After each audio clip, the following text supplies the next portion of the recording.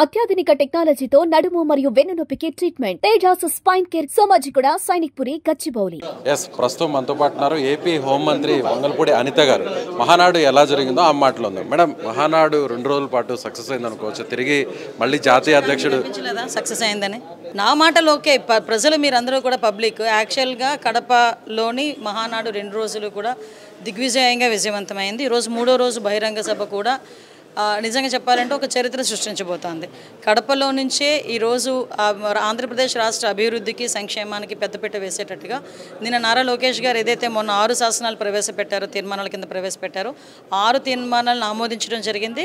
ఆ ఇంప్లిమెంటేషన్ కూడా గడప నుంచే ఈరోజు స్టార్ట్ అవ్వడం అన్నది నిజంగా చాలా అదృష్టంగా. జగన్మోహన్ రెడ్డి ఒక మాట మాట్లాడుతున్నారు, కడపలో నన్ను తిట్టడం కోసమే మహానాడు పెట్టారు. ఏ ఇంటికి వెళ్ళినా కూడా ఇంకా కూడా సూపర్ 6 సంబంధించినటువంటి పోస్టర్స్, ఆ ప్లే కార్డ్స్ కనిపిస్తున్నాయి. వాటిలో ఒక్కటైనా కూడా అమలు పరిచారా? దానికి ఏం ఆన్సర్ చేస్తారో. యాక్చువల్గా అమలు పరిచయమా లేదా అన్నది తాడేపల్లిలోని వాళ్ళ ఇంట్లోని కూర్చొని మాట్లాడుకుంటే తెలుసుకుంటే తెలిసిపోతుంది. అంతే తప్పించి ఏదో ఎవరో చనిపోతే బెంగళూరు నుంచి ఫ్లైట్ వేసుకొని వద్దాము, ఆ రోజు కూర్చొని మళ్ళీ బెంగళూరు పారిపోదాం అనుకుంటే రాష్ట్రంలో ఏం జరుగుతుందో ఎవరికి తెలియదు. కనీసం చుట్టుపక్కల ఉన్న వాళ్ళైనా చూసి చెప్పుకోగలగాలి. ఎందుకంటే ఈరోజు మేము సూపర్ 6 పథకంలో ఎన్ని ఇంప్లిమెంట్ చేశామన్న సంగతి ప్రజలకు తెలుసు. అవి కాకుండా చెప్పనివి ఎన్ని చేశామన్న సంగతి కూడా ప్రజలందరికీ తెలుసు. ఈరోజు ఇంప్లిమెంటేషన్స్ చూస్తే ఈ 11 నెలలు 12 నెలల కాలంలో చెప్పినవి కూడా చాలా మట్టుకు మేము ఈరోజు ఇంప్లిమెంట్ చేసుకున్నాం. అది కూడా లాస్ట్ 5 సంవత్సరాల్లో వాళ్ళు ఆర్థికంగా దివాలా తీయించేసిన రాష్ట్రాన్ని మేము మళ్ళా గాడిలో పెట్టి ఈరోజు ఆ కార్యక్రమాలన్నీ చేసుకుంటున్నాం. ఈరోజు ముఖ్యంగా ఉద్యోగస్తులు కూడా నెల 1వ తారీఖు అయ్యేసరికి జీతాలు పడుతున్నాయంటే నిజంగా చంద్రబాబు నాయుడు గారు తెలుసు దార్శనికత. ఇది ఎవరు ఒప్పుకున్నా ఒప్పుకోకపోయినా ఇది నిజం. ఇది సో నన్ను తిట్టడానికే మహానాడుని వేదిక చేశారు అని చెప్పి ఆయన పదే చెప్పారు. జగన్ని తిట్టడానికి, నన్ను తిట్టడానికే కడపకు వచ్చారు. జగన్ని తిట్టాల్సిన అవసరం మాకు లేదబ్బా. జగన్ ఒక పులివెందుల ఎమ్మెల్యే, ఆయన తిట్టాల్సిన అవసరం మాకేంటి? అలా అనుకుంటే 11 మంది ఎమ్మెల్యేలు మేము తిట్టాలి కదా, మాకు అంత అవసరం లేదు.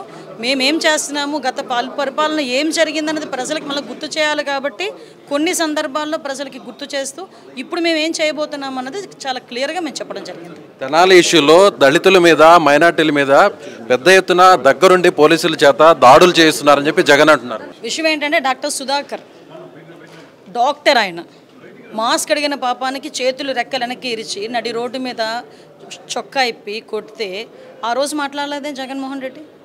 అదే వరప్రసాద్ అని ఒక దళిత యువకుడు ఇసుక మాఫియా గురించి మాట్లాడితే పోలీస్ స్టేషన్లో కూర్చోబెట్టి శిరోముండనం చేసిన రోజు సీఎంగా ఉన్న జగన్మోహన్ రెడ్డి ఎందుకు మాట్లాడలేదు? అదేవిధంగా అతను చీఫ్ మినిస్టర్గా ఉండేటప్పుడే డ్రైవర్ని సుబ్రహ్మణ్యాన్ని వాళ్ళ ఎమ్మెల్సీ చంపి డోర్ డెలివరీ చేస్తే ఆ రోజు ఎందుకు మాట్లాడలేదు? ఈరోజు రౌడీ షీటర్ల విషయంలో పోలీసులు చేసిన పనికి గురించి దానికి కులాన్ని ఆపాదించి దాని ఇష్టానుసారంగా మాట్లాడి అక్కడ కులాల మధ్య విభేదాలు రెచ్చగొట్టడానికి ప్రతిపక్షంలో కూర్చొని మాట్లాడడం అనేది ఎంతవరకు సమంజసమో ఒకసారి జగన్మోహన్ రెడ్డి తనకు తాను ప్రశ్నించుకోవాలి. ఇలాగ నేను చెప్పుకుంటా పోతే అతని కాన్స్టిట్యున్సీలోనే పులివెందల్లోనే నాగమ్మ ఆవిడని అతి దారుణంగా హత్య చేసినప్పుడు ఆ రోజు ఎందుకు మాట్లాడలేకపోయాడు? ఇలాంటివి మేము తీస్తే కనుక అమ్మాయి వికలాంగురాలు 3 రోజుల పాటు విజయవాడ హాస్పిటల్లో కూడా కూర్చోబెట్టి అమ్మాయిని సామూహిక అత్యాచారం చేస్తే ఆ రోజు ఎందుకు మాట్లాడలేదు జగన్మోహన్ రెడ్డి? ఇప్పుడు బయటకు వచ్చి కులాల మధ్య విద్వేషాలు రెచ్చగొట్టడానికి, లేకపోతే కులాన్ని వాడుకోవడానికి, రాజకీయంగా వాడుకోవడానికి ఈరోజు ఇలాంటివన్నీ బయటకు తీస్తున్నారు. మేము చట్టపరంగా మేము ఎలాంటి చర్యలు తీసుకోవాలో మాకు తెలుసు. చట్టం తన పని తను తీసుకుంటాం. రైట్, ఇది హోంమంత్రి అనిత గారు చెప్తున్నట్టుగా ఖచ్చితంగా జగన్మోహన్ రెడ్డి కులాల మధ్య చిచ్చు పెట్టడం కోసమే తెనాలి ఇష్యూని అంత వాడుకుంటున్నారు. గతంలో ముఖ్యమంత్రిగా ఉన్న టైంలో దళితుల్ని ఏ విధంగా ఇబ్బంది పెట్టారో ప్రత్యేకించి చెప్పాల్సినటువంటి అవసరం లేదనేటువంటి విషయాన్ని కూడా హోంమంత్రి అనిత గారు చెప్తున్నారు. కెమెరామెన్ మహేష్తో విజయ్, సుమన్ టీవీ, కడప మహానాడు నుంచి.